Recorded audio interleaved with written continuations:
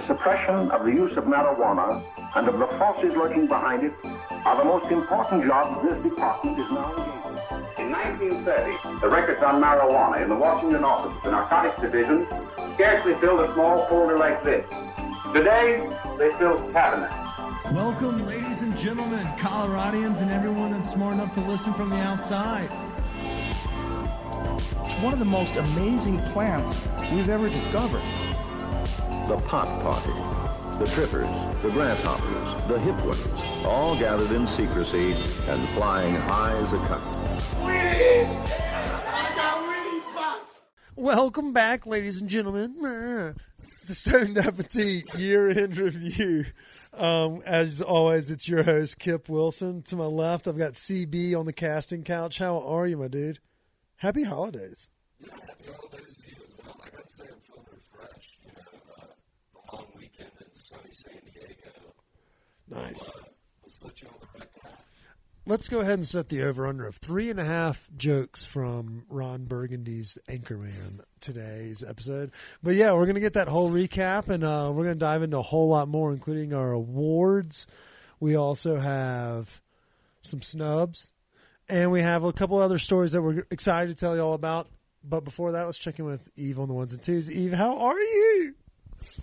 I'm good, tired, jealous that Chris got to experience warmth and sun a little bit. I'm a little jealous. Does it make you want to move back? A little bit. Where you call? Oh, I mean, you're from Maine. You should be used to just some chilly weather. Come on. I know. I just miss the beach. It took a year, but I kind of miss.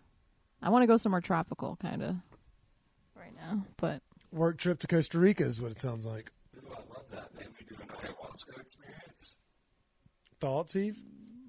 Yes, I no. love it. I love it. That's exactly. No, it wasn't. No. Yeah. Well, we've got a great episode for y'all. Before we dive into that, I want to give a shout out to our sponsors, Connect for Health Colorado. As y'all know, we've said it time and time again, but y'all need to be on high alert. If you're not covered for health insurance in 2024, open enrollment is only available until January 15th. You can go to the website Connect for FOR Health CO. Or you can just go on the Google and type in Connect for Health or Open Enrollment Exchange. You've got to get covered. Chris and I have both been bitten by the injury bug in winters past and summers past.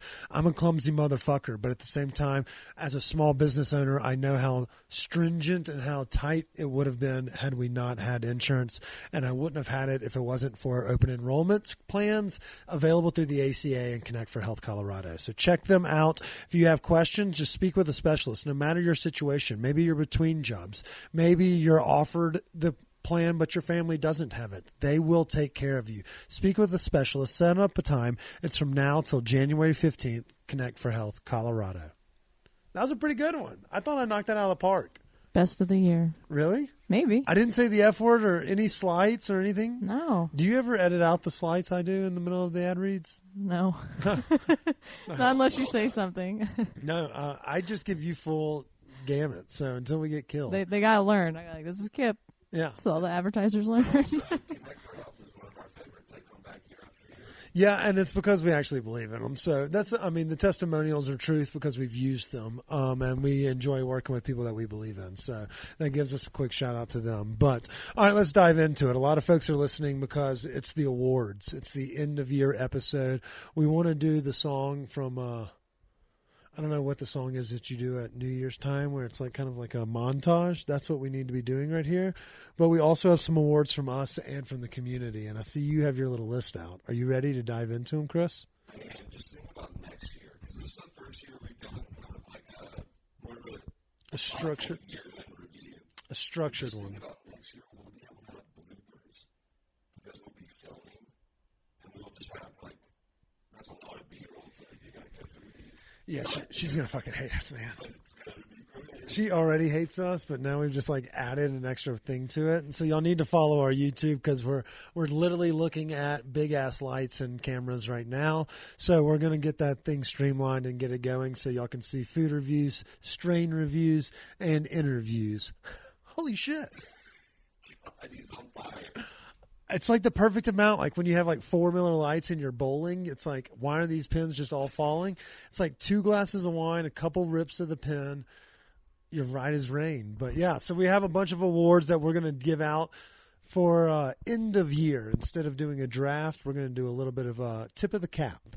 A couple things with a little bit of shade, but for the most part, it should be pretty calm and tame. So we're going to get all of the community's votes, and I'm going to relay those as we do the episode. So, Chris, I'm going to let you do the honors of what was your restaurant of the year? Who fucked the hardest?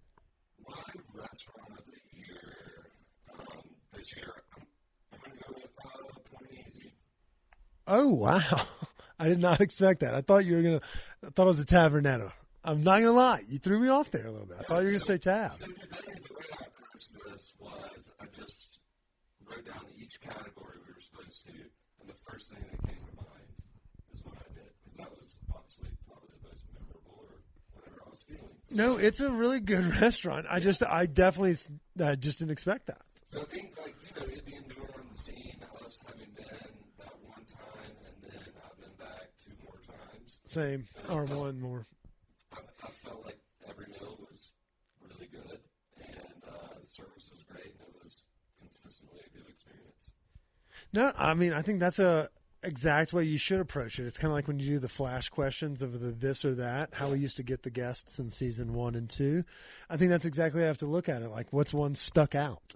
And what my approach was a little bit different. It was the one that made me keep coming back for more. I was like, oh, fuck, they got a different special this month. Plus, I craved these other things. And for that, it was Hop Alley. It's my favorite between the funky wines and the approachable wines and the cocktail program. That's fun. You can have non-alcoholics. You can enjoy it if you're gluten-free or vegan or vegetarian. They have something for everyone, so it's a great place for groups.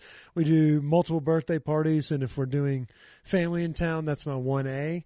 But also the best chef will lead into the one that would have been my 1B. So I was thinking that category was favorite new restaurant. So I also was Ooh, thinking okay. newer-ish establishments to pick in that category. That's another thing that made me think of Point Easy. You were thinking of the year 2023. Yeah, like That's fair. No, and we've had a lot of great up and coming new restaurants. Like Lohi has got a whole fucking renovation going on over there. There's like 3 or 4 new restaurants that fucking slap. And so it is kind of cool to see that a little bit more culinary technique being showcased. That's fair. That's totally understandable. Take it as you please. Eve, I know you just joined the foodie game, but you have to at least have some input on what was your favorite restaurant this year? I know you ate around town a little bit here and there. I don't know. Ginger Pig was really good. I do like Ginger Pig. Hey, there we go.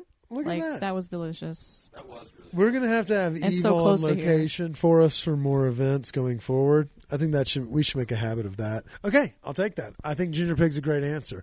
And if you're noticing a trend, I like it. Asian food. I feel like the Denver food scene. And the community kind of said the same. Hop Alley was in the top 4 voting wise, but I'll read off the number 1. I guess we'll just do it first. Softa was the most highest rated or recommended for best restaurant they had this year. So shout out to Chef Alone. We love them over there as well. I don't go there nearly as often as I should, but I love to hear that they continue to make a great impression in the community. They were number 1. It looks like Molotov also got 4 or 5 votes. And to be fair, there's so many, and I said it on social media, there's so much variety on these answers here that's a great problem to have, that this many restaurants left different impressions on everybody. But Yan Wonton's in here, Sapsua, Ginger Pig, I don't know if that's actually your page or not. I mean, there's great restaurants across the board. And so, I mean, Brasserie Brixton got a fair amount of votes as well from the community for best chef. But there's a lot of diversity there, but a lot of Asian snacks. And so I like where your head's at, Eve. Chris, what about best chef? Who you got? This year, I've got Nicholas Dalton. Ooh. Give me deets. What made you, what really slapped for you? Brasserie. And The new edition? Yeah, and then, I haven't had a full dinner at Jacques yet, but I just don't think you say the S there, man. I don't. Jacques. Yeah, I think it's French. I think it's just Jacques. Well, I just said whatever. Okay. It's mono. Suck a dick. Anyways, back to what I was saying is, brasserie runs so very well, and when I went in to Shock, I thought like my happy hour experience was great. Like the scene in there is great. The food came out delicious. Use your words. French onion soup. Oh, dude, it's so fuck. What they do with carrots, they make vegetables fun over there. Like, I've accidentally gone in there and eaten multiple times meat free just because everything I fire away is just like dank ass, like cheese and fucking like bread and then soups and then vegetable dishes. And you're like, not mad about it. But you're right. He kills it both. And then opening a new location with approachable French food that you just knock out of the park. It's like, Yeah, he gives you 10 items that just slap, and he's like not fucking it around. That escargot slap. And I love theirs because it's so smooth. It's just, they do it really, really well. That's fair. I love that answer. And shout out to Chef Harrison as well. He's running over there at Brixton and Jacques also, but they kill it. That's a great team. Mine is Penelope Wong over at the newly developed, and this is that 2023 for I guess we could have flip-flopped them, but going into a brick and mortar and then finding the time to not only make 7 million dumplings every fucking day of different varietals, or not every day, but when they are there. And then they're just kind of getting adventurous, you know, the fried chicken game and doing different stuff like the Tom Kha. That's my best bite as well. So Best Chef makes the best bite for me. And while I think a lot of folks would say Bruto or Becken because they are so precise with their like omakase style and like fine-tuned meats or meals. But, man, I fucking love that shit. Tom Kha dumplings from that was my best bite and Best Chef. So yeah, shout out to Penelope and the whole team because they're doing a lot of awesome work, and I can't wait to see what happens. What was your best bite? So you did say we could go. Yeah, you can go international. I was. Yeah. So I struggled between two. Botswana and Mexico City? Yeah. I landed on the Potluck Club in Cape Town. And the best bite there, it's a very unassuming dish. I think I talked about it, and it's their hake fish sliders. And, you know, whatever, fish slider doesn't seem that wowable. But, I mean, like, it was served on, like, a steamed, like, bao bun. And just everything came together, the crispiness, the softness of the bun. They had this kind of like different pepper aioli that they put on it. And then I gotta tell you, like when I bit into that, I was like, holy shit, this is a delicious fucking fish slider. Unlike any other fish slider I'd ever tasted. That's fair. And I didn't think international. I should have, because it makes you like run through the whole year a little bit differently. But now I want fucking fish sliders. That sounds wonderful. And the pepper sauce, I can only imagine what kind of peppers they're using down there because it's probably a totally different climate and how they do exporting and importing and what they grow in their own scene. Holy fuck, I love it. God, food is delicious. All right, Chris, so we have a couple different other ones, but before we dive... I mean, the Tom Kha was great, but, I mean, yeah, it was really wonderful. I also ate really good catfish in Jackson, Mississippi, and prawns at Dinasis in Barcelona, which was really great. I mean, I could just eat, fish out. I mean, the shrimp quesadilla in San Diego. I mean, it just slaps. Is that the place, Merlin's or whatever? No, this is just like a strip mall, old school Mexican joint. It's been there for... I'm way too hungry. Okay, so we've done pretty well here. Okay, best... God damn it, shrimp quesadillas sound like maybe dinner. All right, best bar and best craft cocktail. Then we'll do weed, and then because y'all are villains, I'll do that. We'll do the most overrated and the page that y'all want to see cease to exist, which seems kind of vicious, but the community voted for the best chef is... Chef of the Year. Here we go. Dana Rodriguez has the most votes with 6 that I see. Carolyn at Poulette has 3. Caroline Glover has 3. Penelope Wong has 3. But yeah, and Dave Hadley has 3. So there's a fair amount, but For chefs recommended, Dana Rodriguez wins the Chef of the Year award and that's totally understandable. Fucking trying to open up that chaotic fucking restaurant while maintaining 3 other restaurants that you hand over ownership or equity ownership of those restaurants to the employees. So it's now an employee run and owned business. Like, who wouldn't want to say that's the best chef in town? Like, she does more for her community. We've seen her doing here at our Thanksgiving dinners, and with her opening between Cantina Loca and Casa Bonita, I think that's a justifiable answer. So she does a lot of shit in the community, and she makes dank-ass food. So I agree with the community on that one. Do you have any disgruntles? I see Eve saying no, she didn't deserve to win. That's weird and fucked up. Yeah, after all she did for the community at our first Friendsgiving. That's fucked up, Eve. Jesus. All right, so we've done that. We didn't do Best Bite because I'm not a smart man, but we did do Best Bar and Best Cocktail. So, Chris, give me your Best Bar and Best Cocktail, which may mean where do you find your best craft cocktail? Because some people's favorite bar may be somewhere like Don's, but they love an espresso martini from Run for the Roses. Just saying. Just saying. I think my best cocktail was at a restaurant this year. Oh, let me hear it. I thought the Wildflower served an incredible cocktail, and it's called the Wildflower. But it was like, it was a mezcal-based drink, and then it had like a little bit of Amaro in it. I can't remember, but so there was like a little bit of bitterness, smokiness, and then like some little sweetness that really rounded it out. And I remember tasting that and being like, this is fucking delicious. And not to say I don't have, good cocktails at other bars. Again, that's the one that stuck out in my mind this past year. I love it. That's a great one. And so I'm going to go ahead and say that for best place or craft cocktail, mine, I was thinking the MS Gin from the newly opened Mac Fam. And that may be a recency bias as they've been getting attacked for their use of MSG, but they make a martini with it. And I like mine dirtier than my soul.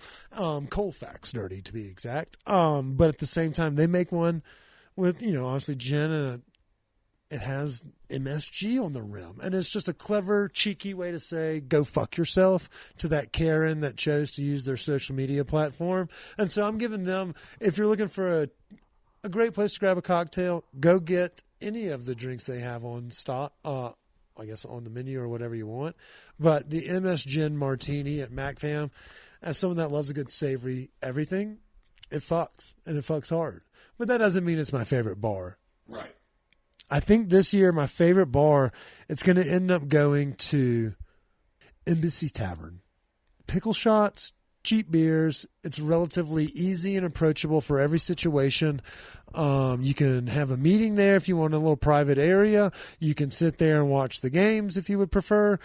And then you can get out of there for under $20. I made the jest at Don's earlier, but that is in the same vein, like a place where you can just go grab a beer, something easy. And seeing as we're always in Rhino, I feel like that's it's just an easy bar to go grab a drink at. And so I enjoy the MC Tavern. What was your bar of the year? My bar of the year, I guess I'm going to have to roll with Providence. Ooh, nice. I mean, it's kind of one of those playing favoritism. Ease of location, but at the same time, like, they have excellent prices. Yeah, it's dirt fucking cheap. The happy hour snacks also are nice little touch right there. They got some good snacks there. So yeah, I enjoy it. The staff is nice. So I like it, and that's a great call. The community on this one said Yacht Club, which is understandable. And I was over there for their Christmas party for the honky tonk with Benny and Taylor. It's fucking awesome. The vibe is you can't recreate it anywhere in town. I joke that it felt like Frenchman Street because Benny's up there playing his fucking horns and people are just getting after it, partying all about. And the bar owners couldn't be kinder. Southern people, how they are. Great friends of ours. But at the same time, the community wins on that one too. The community may beat us here, Chris. Well, I've been kind of tabling some of the ones that I always hit up. So I wanted to give a refresh. Yeah, that's totally fair. I was going with the dive bar vibe. If I just wanted to do that, it's always cheap, easy bar. But the stock room is in that same vein, and it may be a recency bias, but they did the Harry Potter thing, obviously. But they're also usually well known for their craft cocktails. And then number 2 on the community's list was Union Lodge number 1, which is the pre-prohibition. They do a fancy. They were both in Best Bar and in Best Craft Cocktail. They were just kind of like mentioned a few times, but it's pretty cool. It's great. It's just. It's an interesting dynamic because they're like, no, we don't have that here. It's pre-prohibition. Like, we don't know of anything after 1921. They're like, it's not like they have like, I don't know. I've been there a few times, but then again, it's just that in that downtown area, I mean, I'm not going there that often, I'm not either, Chris. I try to go down there for lunch most regularly, and most everything is not open until later in the evening. And there are a few people that are up and at 'em at that hour, but it's not a necessarily desirable place to be in Colorado right now. It's downtown Denver. And I just don't understand how downtown Denver is just like a tourist pit stop, and it's just, why did they never... I don't know if it was not built properly for the size of expansion that they've had, whether it be you can see it through the gridlock and we're trying to rapidly fix the transit system here in Colorado. But that pipe dream of a high-speed rail or whatever, even a rail that goes to Boulder would have been cool. But it's always kind of been that. It's like stagnant, like they're always reactive instead of proactive in their approach to anything. And I even spoke with a restaurateur not 2 days ago who took their business out of the city of Denver. And then when I asked why, he gave a very reasonable issue. Like, everything is a problem, from getting someone out there to do permitting, from if there's an incident that occurs, how long it takes for a police officer to be able to assist from a non-violent phone number. Like, these things are not necessarily on the record, but just talking with friends, it's like, it makes it harder to thrive, not to mention they drag their feet and then they tax your dick off. And the cost of real estate in the actual Denver proper is preposterous. Yeah, it's just, our downtown could be a really cool area to hang out because it's close. Like, why didn't we ever have like more rooftop bars? Like, we have quite literally the sexiest scenery for a party scene in this country. And we're just fucking over here hanging out in like globes on the 4th floor. Like, what are we doing? You cut my fucking fingers off. I hate that. I mean, when we get into the most overrated, I think it's going to be synonymous. But at the same time, they're in the pantheon. On the pantheon, they're top 3. They're tier 1. God. But at the same time, it's not like people are like, "Oh, go over there and eat." They're like, "Hey, go over there, party your tail off before a game." What's your most overrated thing? Snooze wholeheartedly. They just opened one in Old Town Arvada. I hate them. What? You're not the first person to put whipped cream on a goddamn pancake. Like, what are we doing here? And now they're in like 62 states, so they've lost their fastball. They're not like Greg Maddux 88. This is like fucking 74 right down the middle. They're not doing anything shit. It's like all meh. And so that's my overrated. And I'll tell you what, the community couldn't agree more. I actually couldn't sleep well last night because I had a glaring omission. Chez Maggie is the worst fucking restaurant. So while Snooze does suck, I had to edit this podcast so that I definitely gave a shout out because I fucking hate that restaurant. It's just hotel quality food. I don't see why people like it. I have 2 most overrated, Snooze and Chez Maggie. It was pretty funny. I was like, okay, we agree on something. What'd you have? I can't. Oh, damn it. I should have asked you first. I don't know. Say it, Chris. Okay, well, maybe actually,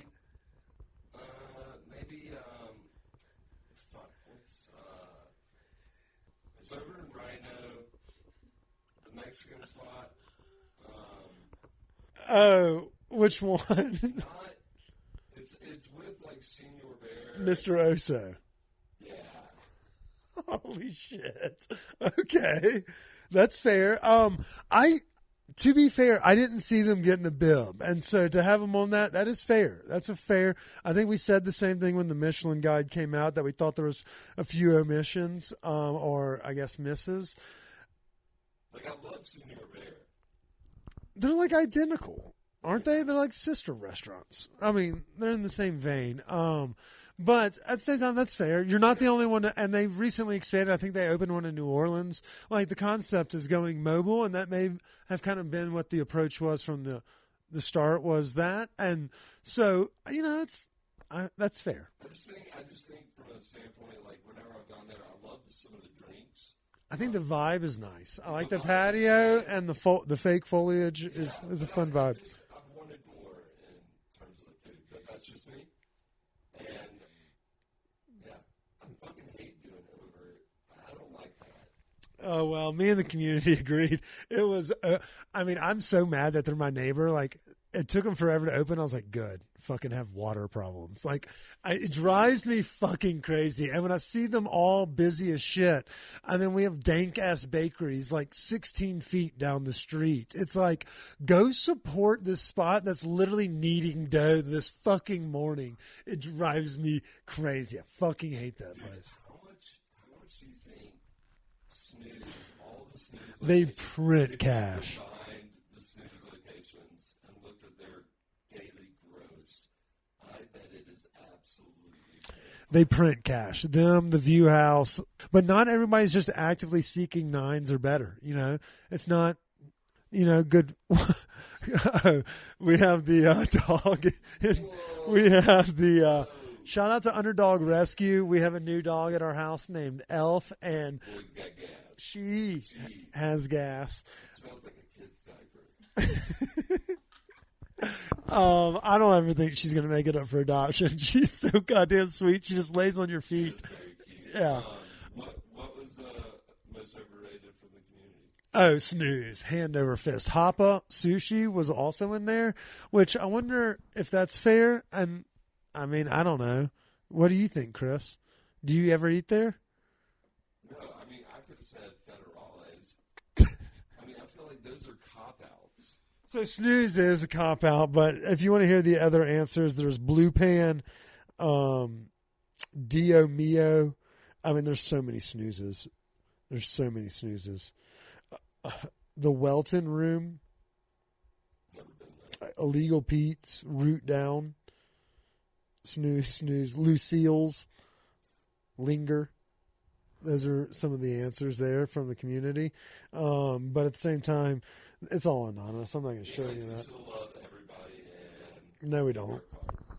We do understand that folks work hard, and the restaurants that we may not have love or affinity for still fucking just print cash, like absolute cash, so it doesn't actually matter. But at the same time, Chris, we have 3 more awards to give out. Favorite influencer, some weed awards. It's pretty much like the Dundies. Favorite edible brand. Chris, you go first. Recently it's, what are the packages? Use your words. I got the 50 mgs of those. Yeah, we can tell. Yeah, the packaging, it starts with an M maybe. Next question, please. Jesus Christ, I don't know how we do. So the community said Dialed In was the number one. It was hand over fist in the same vein as Snooze. Chris out here doesn't. He remembers restaurants he hit. Are the tastiest. Yeah, but one I've kind of come around on. I like 2. I like the new Noves, the ones with the mushrooms. I feel like the functional mushrooms paired with the THC is going to be something we're going to start seeing more of. And they don't taste shitty in any capacity. It's quality. It's quality stuff. And I don't know if they're regularly out, but we're hearing rumblings that these Cushmaster edibles that our friend Colton makes are going to be legit as well. So we'll try to hunt those down next week. But I'm going to give my nod to the Noves. But Dialed In has been, I think that we love them as well. I think we put them in the newspaper. It's great. What was your flower brand of the year? Can you remember that? I'm going to butcher the name.